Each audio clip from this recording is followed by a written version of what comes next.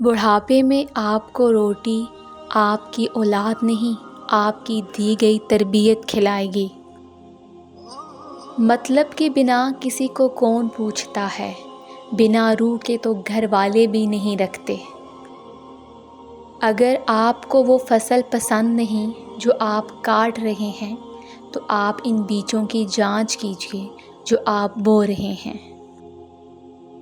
خود کو اتنا سمجھدار نہ سمجھیں کہ دوسرے بیوقوف نظر آنے لگیں، اور خود کو اتنا نیک نہ جانیں کہ باقی سب گنہگار لگنے لگیں۔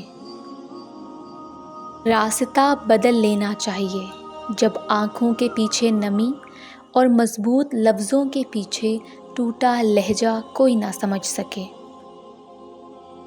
جو ایک پیاسے جانور کو پانی پلانے پر بخش دیتا ہو، سوچیں اگر انسان کی مدد کر دی جائے تو اللہ تعالیٰ کتنا نوازے گا۔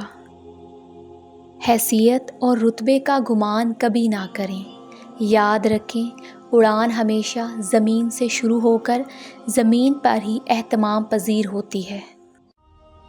زندگی کی سب سے بڑی سچائی ایک قبرستان کے باہر لکھی تھی، منزل تو میری یہی تھی، بس زندگی گزر گئی یہاں آتے آتے۔